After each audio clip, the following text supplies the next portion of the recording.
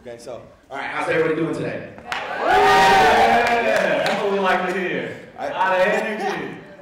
Have a fake, yeah. Okay, so here we go. So just to make sure that you're in the right place, today we're going to talk about the recipe for building institutional change for undocumented students. Raise your hand if you're in the right place, or signify otherwise. Whatever. Perfect.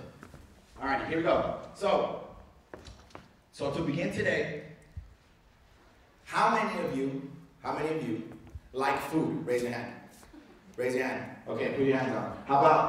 How many of you like some tacos? Right? Oh, smiles, beautiful. Can't go wrong with tacos. Some lumpia? Who likes some lumpia? Oh, you got excited. Look at you, tippy toes and everything. Okay.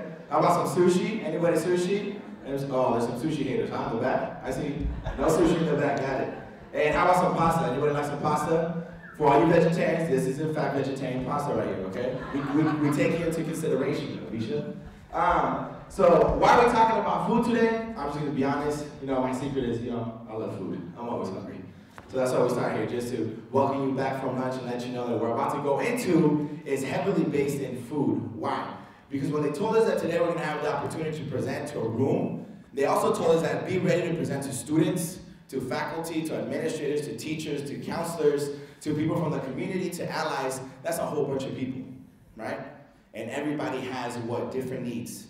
They want to learn different things. Their ears are tuned to different kinds of conversations. So we started talking about what's a universal theme? Food. Can we agree on that? Everybody loves food? One more time. Who loves food? Beautiful. Loving the energy. Getting some smiles in here. So today as we talk, we're going to give you our recipe for building institutional change and using UC Berkeley as a case study, right? And everyone has a different flavor that they add to their recipe. Before we go into the recipe, how many of you like to cook? Raise your hand. A little bit less hands, right? Food? How many like food? Raise your hand. How many like to cook? Oh, there's a change, huh? All of a sudden. Okay, so now, tell me, how many of you have ever tried to cook something that one of your family members or it's made in your community and you cook it and it just does not taste the same? Right? Raise your hands. Who? For real, be honest. Put your hands out. Okay, I do the same thing. I grew up with my mom, right? I saw her cook almost every single day, and every single day I would ask her to teach me, and she would say, just put a handful of cheese, right? And I was like, Mom, your hand and my hand are fundamentally different. Okay, so when you put cheese, it tastes bomb. When I put cheese, it tastes rotten. I don't understand what's going on. It's too cheesy. She's like, well, you know what? You just gotta let the magic happen, right? If you see right here in the dish, you see some onion. I'm like, where did you even get onion from? There was no onion when you were it. She's like, the onion looked at me, Mr. Rojo, winked at me. So I just put it on top, and it's delicious, right? So I was like, damn, Mom, no matter what I do, it never tastes like yours. And I always ask her, give me the recipe. You know what she said? Not until you get married. What? Right? So what did I do? I told my little sister, I gave her some, I said, go to the market, go get some of Mom's favorite fruits. She loves a lot of fruits, so they went to Mexico. And when she was gone, I stole the recipe. Right? I took pictures with my iPhone of every single page of the recipe, so I got the whole recipe. So today, like Mike said, we're gonna do what? We're gonna give you all the recipe for building institutional change. And the recipe may look different at your institution, right? So as we're talking about today, think about what we're talking about and how you could apply it at your home institution. And so we're gonna talk about institutional climate, your communication strategy, how to mobilize for support, and our model here at UC Berkeley, and open up for a Q&A after. All right, beautiful. So now we're gonna go to the first component of the recipe, right? We're gonna need you all to have a piece of paper with you, something to write with, because every single portion of the recipe, you're gonna get to try it on in your paper, okay? Then we start practicing what we're gonna start seeing up here in the presentation, right? Because the best cooking is what? With practice. You gotta practice and practice. So everybody ready with a piece of paper and something to write with? So we go, the first part. There's an old saying that my mom grew up telling me, is like, honor a quien honor merece, right? Honor those who have earned to be honored, right? She always says that. Why do we want to start this today? In terms of undocumented efforts specifically, it's not a single-based issue. How many agree? Right? It's intersection. Not only is it intersection, but it's not the first time in our history that efforts are going on. It's been going on for over 2.5 decades. Are we clear? And 2.5 decades ago, much like Jose kept pointing out, there was no DREAM Act. There was no this. There was no that. There was no heavy advocacy. So a lot of the original founders of undocumented efforts kept hearing the word what? No. It's illegal. You can't do it. You can't do it. You're going to get deported. So a lot of that built up was fear, right? I can't just put myself out there as an ally. I can't just say I want to be working with these students. I can't keep hearing no's, right? So a lot of guards came up. A lot of walls came up. And then you have the current generation. Look around. Today, what? We're living in a state that has a California Dream Act, right? Can I get some snaps on that one? That's beautiful to say. We live in a state that has a California Dream Act. This current generation is a generation of what? Innovation, opportunity. Now that we have the Dream Act, I want to do X, Y, and Z. But Meg is from the other generation, right? The earlier, the founding generation. And when I get really excited and say, I want to do this, this, and this, Meg has the memories of the past saying, whoa, maybe we should do this, this, and that. So we have to honor both generations as a point of opportunity. Respecting the elders for what they're going through and their resistance and that strength at the same time as the new energy of the new generation. How many agree? Are we feeling it? Can we get some snaps? I'm seeing some smiles. And we really want to put that in context because today we really built on the shoulders of giants, right? We wouldn't have been here if it wasn't for parents, moms, and dads who struggled and sacrificed to put their children through education, right? The California Dream Act, like Ruben said, didn't happen overnight, right? It took a lot of organizing, it took a lot of sacrificing, right? So we're building on that history and that legacy and moving forward with it. Exactly.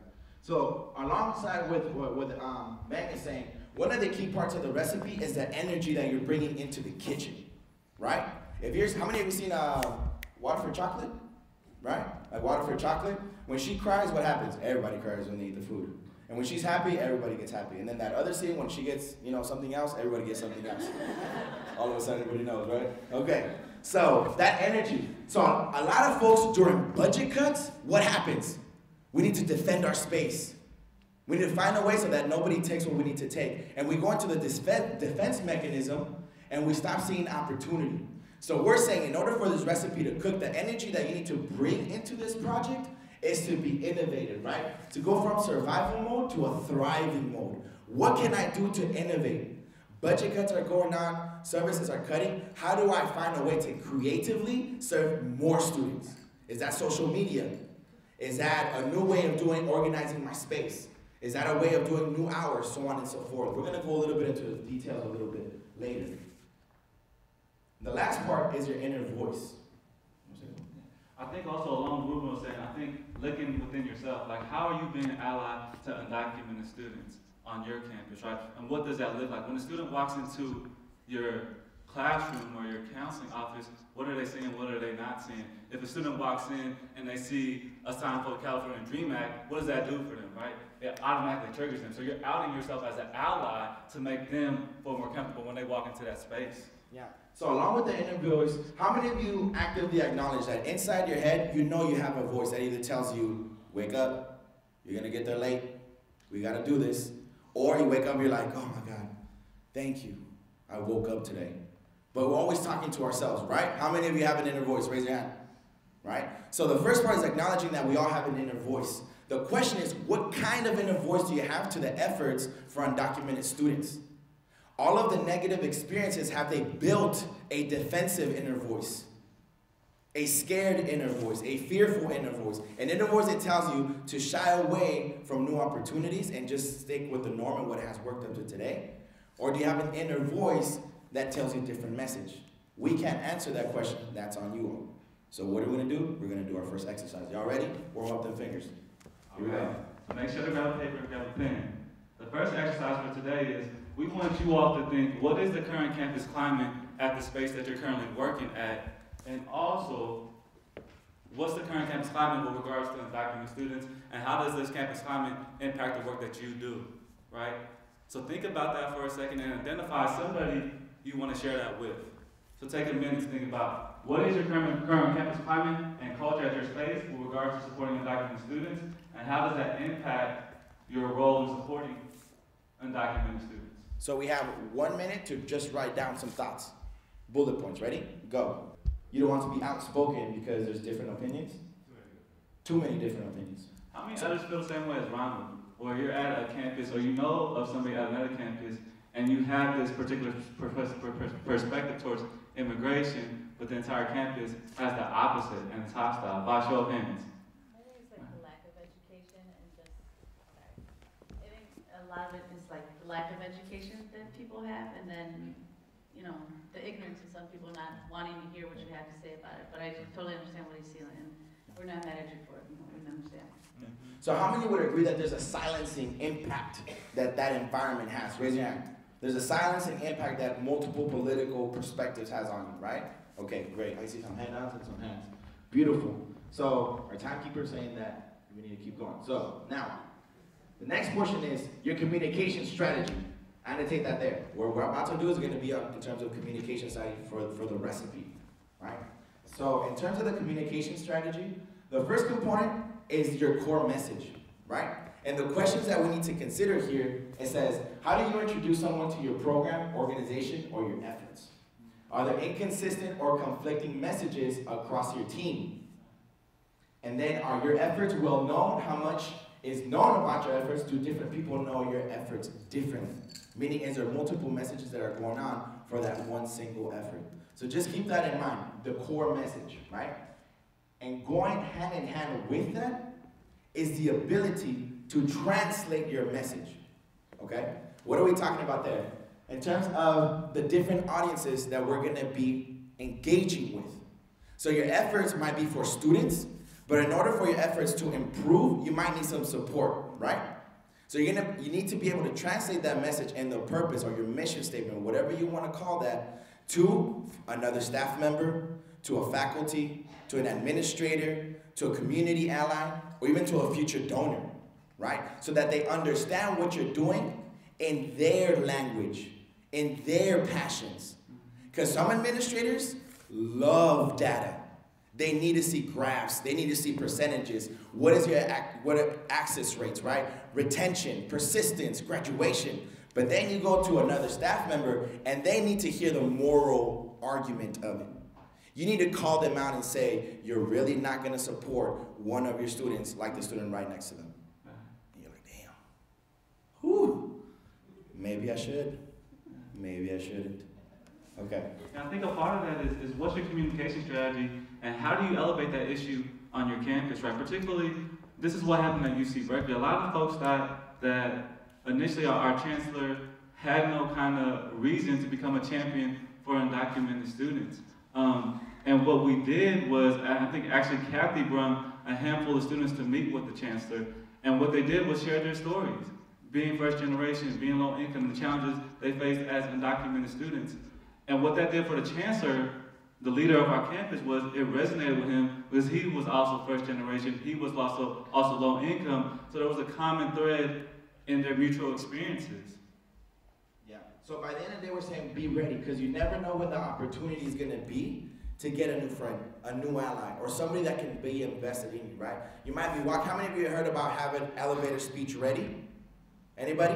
Elevator speech ready? Good, put your hands up. That's what we're talking about here. So you have to be ready to communicate no matter who is around you about your efforts. So here we go with exercise number 2, and Meg's gonna lead us into this one. Right. So think about key decision makers in your space or on your campus, right? And write 2 to 3 points that you want to communicate to them if you were to run across them in the elevator and you had that finite amount of time to talk with them. So think about key decision makers on your campus and think about 2 to 3 points that you want to communicate to them. So I know it says 2 minutes.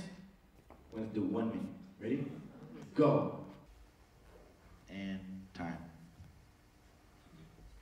So like Ruben said, we're gonna ask for 2 volunteers. What came up for you? How did you translate your message? Can we get a volunteer to say what was the core, the 2 points that you all put, 2 to 3 points, and then the translation?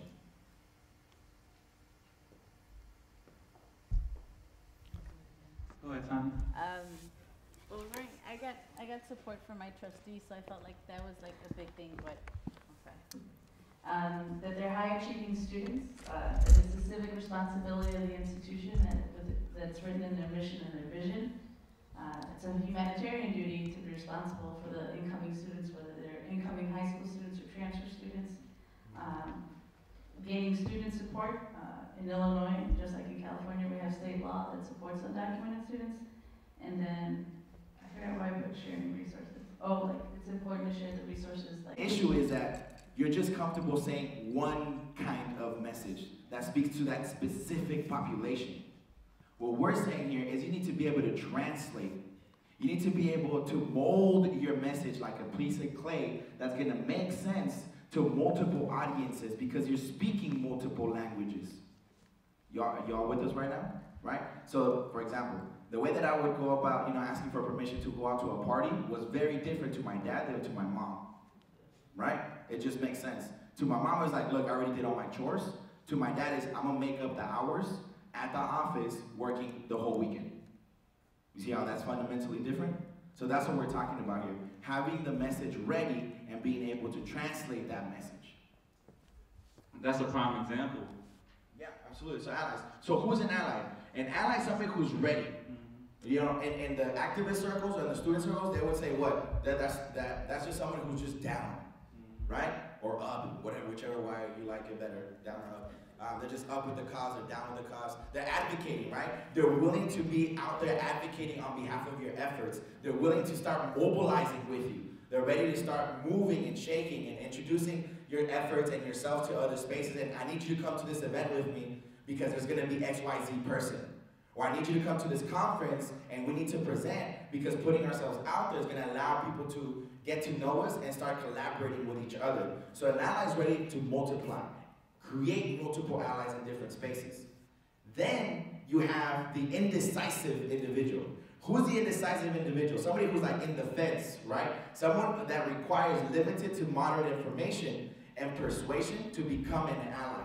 Sometimes they're already an ally, they just don't even know. But once you present yourself, you communicate your message, you translate it for them, they say, well, duh, of course I'm gonna help you. But you have to be able to communicate and to translate that message to them. And then there's the people in the middle, right? People who may not know what they don't know, right? And these may be the swing voters. And what they need is just a little bit more education about the issue. Maybe all they know about undocumented students is what they watch on the media, that these folks are criminals, right? And it takes that one-on-one conversation to dispel these myths about what an undocumented student is. And I think like Tanya was sharing a little bit earlier, they're high-achieving students just like me and you, right? They're humans. They eat, they cry, they love, they breathe, no differently. Absolutely.